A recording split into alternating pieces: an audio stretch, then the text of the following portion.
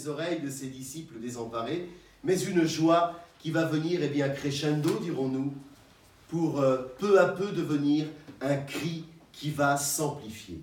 Car en effet, dès l'annonce de cette résurrection, ce cri devient alors la bonne nouvelle par excellence de ce qui s'annonce déjà comme étant les prémices de l'Église. Soit la meilleure des nouvelles attendues depuis ces temps gris et sinistres qui furent les temps de la souffrance, de l'abandon, du chagrin ou encore de la fuite. Ressuscité. Ce mot, sœurs et frères, il est devenu particulier aux chrétiens et tellement réservé d'une certaine manière au langage religieux que nous ne percevons pas toujours. La charge extraordinaire qu'il vient révéler. Jésus, le crucifié, descendu sans vie du gibet de la croix, ce Jésus-là, il est à nouveau debout. Christ est vivant de toute sa stature, dans toute sa splendeur.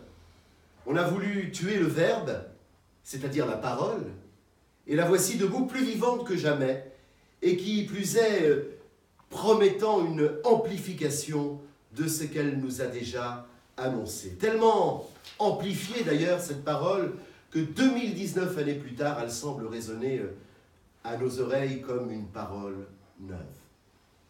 Le condamné sans appel du vendredi saint, l'imprécateur, le blasphémateur, puni pour ses excès de langage et ses actions jugées scandaleuses, le torturé sur lequel les bourreaux se sont sadiquement acharnés, voici qu'il n'a pas été abandonné par Dieu, qui le glorifie dans la résurrection alors que les humains l'ont exécuté. Celui qui a été, bien que déjà mort, frappé encore au cœur par un coup de lance, le voici à nouveau là, debout, avec cette bienveillance qu'on lui a toujours connue et qui fut la sienne, les bras accueillants au milieu des siens. Cette présence, il l'offre déjà pour Marie-Madeleine et les femmes venues au tombeau. Et puis il est aussi présent pour les apôtres autour de celui qui pourtant l'a renié 3 fois, Simon-Pierre, qui n'emmène pas large. Bref, un Jésus vivant qui atteste qu'il sera désormais là pour toujours, jusqu'à la fin des temps. Alors ainsi, pour les disciples, témoins de cette résurrection, la foi va pouvoir désormais se fonder sur du concret, pouvant ainsi rendre encore plus fort le témoignage qui sera le leur dans leur ministère apostolique. Christ est ressuscité, Christ est vivant, alléluia. Aujourd'hui, pour nous aussi, il est vivant, ici, à la Seine-sur-Mer. Il est vivant de partout, dans cette humanité qui n'en peut plus de ployer sous le fardeau. Cette nouvelle de la résurrection, elle retentit pour nous conduire au cœur même des racines de notre foi, afin de pouvoir la transmettre à celles et à ceux qui n'ont pas encore reçu cette information-là. Le Saint-Esprit qui a ressuscité Jésus d'entre les morts nous fait éprouver par la foi l'actualité de cette présence et de cette action. Oui, Seigneur, nous croyons que tu es là, que tu es vivant au milieu de nous. Nous croyons que tu es attentif à chacun d'entre nous, que tu es prêt à te révéler dans notre vie et qu'à chaque fois que nous percevons cette présence, nous avons le sentiment de vivre une première fois avec toi. Christ est ressuscité. C'est pas assez dynamique. Christ est ressuscité. Jésus à nouveau debout, qui lors de sa passion est tombé 3 fois comme pour symboliser les 3 jours que l'on a vécu sans lui. 3 jours durant lesquels il est descendu aux enfers pour sauver l'humanité d'avant lui, la ramenant avec lui dans la glorieuse résurrection. Et Jésus, sœurs et frères, c'est l'homme qui se révèle, qui retrouve sa stature véritable. Dans le Christ, nous sommes aussi ressuscités, nous sommes aussi mis debout. Tous les hommes reçoivent de cet événement un nouvel éclat, une nouvelle lumière sur la dignité insurpassable qui les marque. En Jésus ressuscité, l'homme est vraiment image et ressemblance de Dieu. L'homme debout, vous savez, c'est la grandeur de l'homme et de la femme que la résurrection de Jésus atteste avec foi, avec force. Grandeur morale, grandeur dans la création artistique, grandeur dans la recherche scientifique, dans la construction du monde qui explose sous nos yeux, et plus particulièrement en ces temps de crise dans notre pays et ailleurs. Grandeur devant l'écologie, qu'il ne faut absolument pas abandonner à une cause politique, mais qu'il faut mettre en pratique tel un acte de respect quant à la création venant de Dieu et dont nous sommes les créatures. L'homme torturé du Vendredi Saint, il atteste pour aujourd'hui le droit de tout homme à la vérité, le devoir de chacun et de chacune de s'en sentir redevable à l'autre. L'homme trahi et humilié du Vendredi Saint atteste le droit de tout homme à la dignité, je l'ai dit, mais cet homme condamné, oui, à la dignité, au respect infini, et à la prévenance, excusez-moi. L'homme condamné du Vendredi Saint, par la manipulation inéquitable des lois, atteste le droit de tout homme à une véritable justice. Vous savez, lorsque Ponce Pilate montre à la foule Jésus enchaîné, il leur crie « Ecce homo », voici l'homme. Eh bien, sans le savoir, il éclaire d'une lumière éclatante d'ailleurs les événements qui vont suivre. Parce que c'est en effet dans ce crucifié ressuscité que l'homme peut enfin comprendre à la fois ses destinées et ses devoirs, mais aussi ses droits.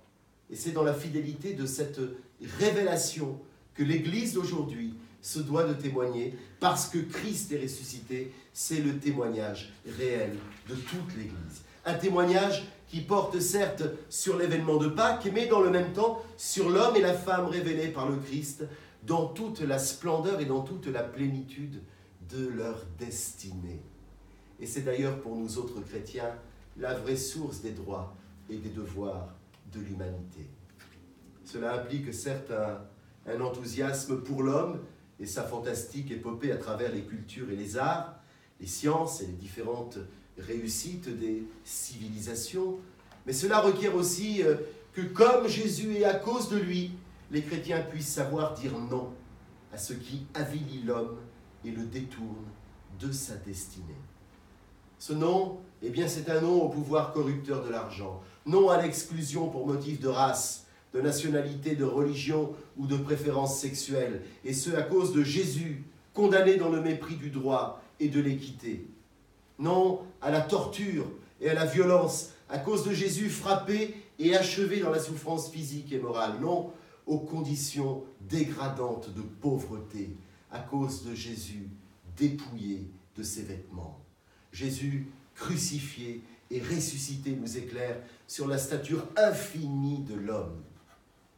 Vous savez, pendant la Semaine Sainte, eh bien, nous apprenons que l'Évangile n'est pas une religion de l'âme.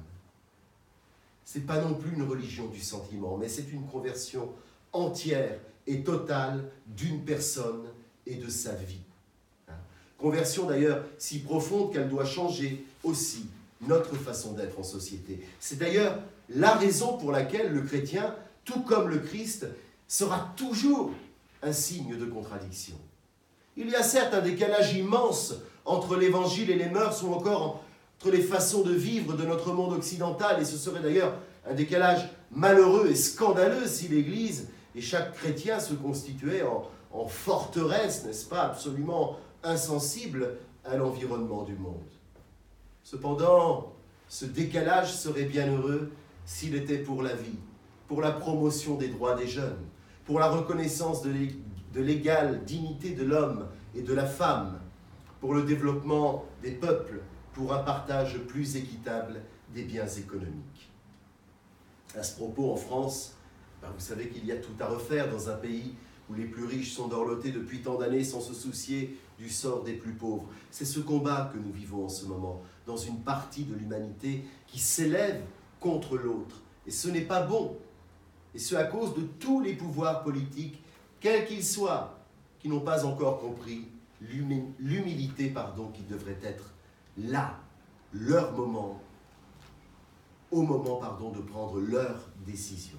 Il faut changer tout, oui, mais changer pour un accès égal à l'éducation et au travail. Et tant d'autres signes d'humanité qui sont entre les mains d'un pouvoir qui ne peut plus rien ou qui encore parfois ne veut pas grand-chose, si ce n'est que de rester et d'acquérir sans arrêt ce pouvoir. Pouvoir, vous savez, c'est un verbe qui revient nous dire qu'il peut tout. S'il le veut et que le pouvoir rendu à la rue n'est pas plus valable d'ailleurs que celui des palais de la République. Alors s'il le veut, ce pouvoir, il peut tout. Ce n'est pas de la politique, sœurs et frères, que je fais là, et je ne prends parti pour personne, les opposants au pouvoir actuel étant exactement tous les mêmes assoiffés d'un pouvoir que Jésus a rejeté et condamné. Dans ces cas-là, sœurs et frères, l'Évangile entre en difficulté, en conflit avec notre environnement. Jésus et ses disciples ne se sont pas souciés de plaire. Leur ligne de conduite s'oriente sur ce qu'ils reçoivent comme exigence de vérité de la part de Christ, et non pas sur ce qui paraît convenir au plus grand nombre. Vous savez, Molière disait qu'au théâtre, la grande règle est de plaire. Mais précisément depuis le Vendredi Saint et Pâques, le monde n'est plus un théâtre. Les personnes ne sont plus des personnages. L'action humaine n'est plus une fiction, et la vie n'est sûrement plus un décor. Et Pilate avait posé la vraie question, sans le savoir. Qu'est-ce que la vérité?